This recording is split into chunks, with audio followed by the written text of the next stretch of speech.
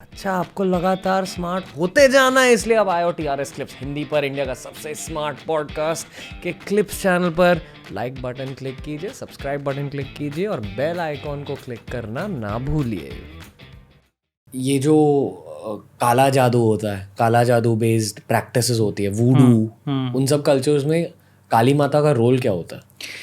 उनका एक्चुअली भगवान से कोई लेना देना नहीं है। They are just misusing those powers. जो आपको वाम मार्ग के थ्रू आपको पावर्स जल्दी मिलेंगी। अगर आपने सुना हो सिद्धियाँ होती हैं, तो अष्ट सिद्धि हनुमान चालीसा में बोलते हैं अष्ट सिद्धि नवनिधि के दाता। तो अष्ट सिद्धियाँ जो होती हैं, दीज आर मैजिकल पावर्स। मतलब जितना आप मेडिटेट करोगे, जितनी आप पूजा करोगे, उतना आपको वो सिद्धियाँ प्राप्त होती रहती हैं। जैसे कि मतलब लोग मानते हैं कि सिद्धि मतलब सुपर पावर होता है, बट बेसिकली जैसे देखो साइंटिफिक स्टडीज भी निकले, आप भी डॉक्टर हो सर, तो साइंटिफिक स्टडीज ये कहती है कि जितना आप ज़्यादा मेडिटेट करोगे उतना ज़्यादा तेज़ी से आपका दिमाग चलेगा, उतना ज़्यादा शांत आप हो जाओगे। आपके दिमाग में एक हिस्सा है अमिगडाला, जो फियर सेंटर होता है, उसकी साइज कम हो जाती है, मतलब आपको डर भी कम लगने लगता है। ये सब सिद्धियां होती है। बिल्कुल। पर और भी सिद्धियां होती है जो साइंस के शायद बियॉन्ड है। हाँ, अब आप देखिए सिद्धियों का जो कॉन्सेप्ट है वो सुपर हीरोज जो है उनमें यूज होता है ना। एंटमैन में क्या है, वो इतना छोटा हो जाता है, that is one of the siddhis. Hanuman ji जैसे साइज छोटा और बड़ा कर सकते थे, वो दोनों सिद्धियां हैं वो। सो आप सिद्धियों से आप अपना साइज छोटा बड़ा कर सकते हो, आप ट्रैवल कर सकते हो अपनी बॉडी के बाहर। जो अघोर कॉन्सेप्ट है अघोरीज का, उसमें एक ये भी कला है कि अपनी बॉडी को कहीं छोड़ के समाधि में आप किसी और की बॉडी में प्रवेश कर सकते हो। That is one of the siddhis. अब अगर ये सिद्धियाँ आपको प्राप्त हो गई, आप उनका कर क्या रहे हो, that depends on you, right. So ये जो काला जादू और वूडू वगैरह है, that is a misuse of these powers. It has nothing to do with God. और जो वाम मार्ग भी है उसमें भी ये सब चीज़ें नहीं सिखाई गई हैं कि आपको उसका गलत इस्तेमाल करना है। वो सिर्फ एक शॉर्टकट है भगवान के पहुंचने के लिए। आपको जैसे सिद्धियां प्राप्त होने लगेंगी, आपकी रियलाइजेशन और बढ़ेगी कि हाँ, कुछ और है, इससे ज़्यादा कुछ और है जो मुझे पाना है। लेकिन अगर आप उन सिद्धियों का मिसयूज़ करने लगे, आप भटक गए रास्ते पे, तो वो आपके लिए डिजास्टर्स हो सकती हैं। मतलब अगर आपको पावर मिल गया और उस पावर के नशे में मिसयूज़ करने लगे, बिल्कुल। सो इसीलिए वाम मार्ग हमेशा कहा जाता है कि गुरु के अंडर ही फॉलो करना चाहिए, कभी भी अपने आप से नहीं करना चाहिए, अनलेस एंड अनटिल। इसीलिए स्वामी रामकृष्ण परमहंस जो थे, उनके अंडर स्वामी विवेकानंद ने सीखा, but he followed a different path, he followed the path of Vedanta. तो ये कभी भी गुरु के, अगर आपका सही गुरु होगा तो आप सही रास्ता पकड़ोगे जो आपके लिए सही है। लेकिन जो लोग खुद से कोशिश करना चाहते हैं, जैसा कि होता है कुछ सोसाइटीज़ में जहाँ ये डार्क मैजिक वूडू वगैरह काफ़ी चलता है, तो ये जो प्रोपेंसिटी है डार्क मैजिक वगैरह की, ये एक्चुअली ईस्टर्न स्टेट्स में ज़्यादा थी ट्रेडिशनली। सो अगर आप ये सुनोगे तो इसीलिए बिकॉज एक आसाम में अगर आपने सुना होगा कामाख्या देवी का मंदिर है, सो दैट इज़ अ तांत्रिक सेंटर ऑफ तंत्र। और काफ़ी सारे वहाँ पे वाम मार्ग के फॉलोअर्स हैं।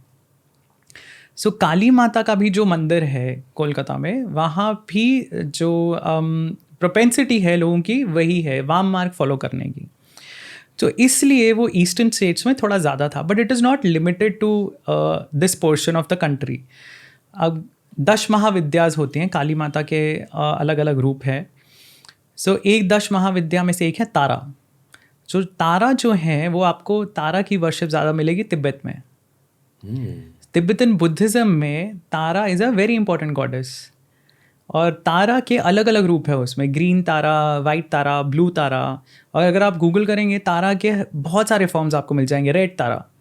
सो तारा became a very popular goddess in Tibet area, जिसको शास्त्रों में, स्क्रिप्चर्स में महाचिन एरिया बोला गया।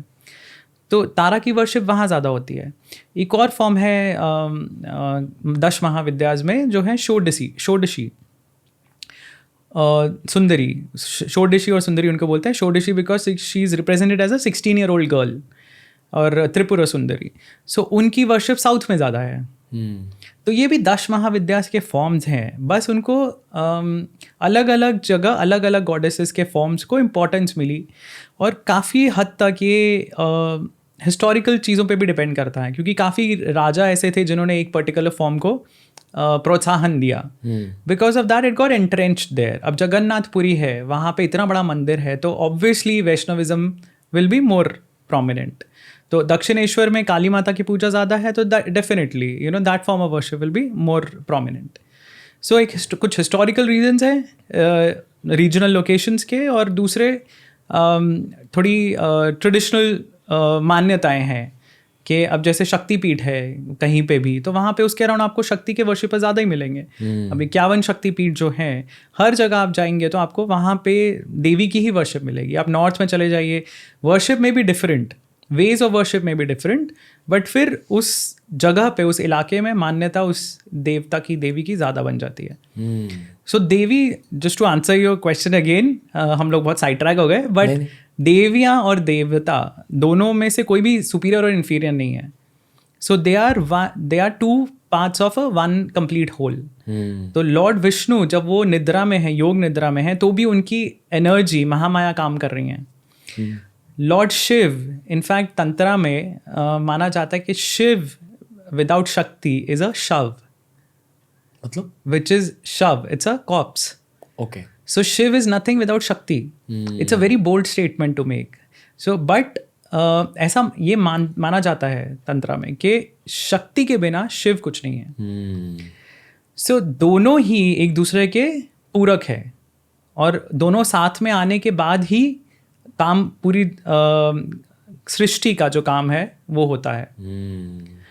अगर हम सिर्फ सात्विक स्क्रिप्चर्स भी देखें तो भागवत पुराण में भी दुर्गा माता को इस पूरे जगत की अधिष्ठात्री मानते हैं, कि वो ही हैंडल करती हैं पूरा, ये पूरी दुनिया वो चलाती हैं, एंटायर मटेरियल यूनिवर्स.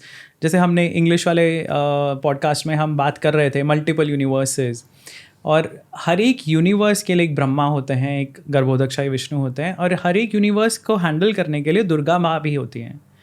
तो उनके ही अंदर ये सारा आता है, इसीलिए उनको भागवत पुराण के हिसाब से उनको दुर्गा इसीलिए कहा जाता है क्योंकि ये पूरा दुर्ग उनके अंदर है. So god and goddesses, both of them have equal role. In fact Rigveda में अगर आप देखेंगे तो अदिति जो देवताओं की माँ है, उनका बहुत इंपॉर्टेंट रोल है. उनको बहुत ज़्यादा सिग्निफिकेंस दी गई है. और कुछ वर्सेस ऐसे हैं जिसमें कहा गया कि अदिति ही है जिससे सब कुछ है.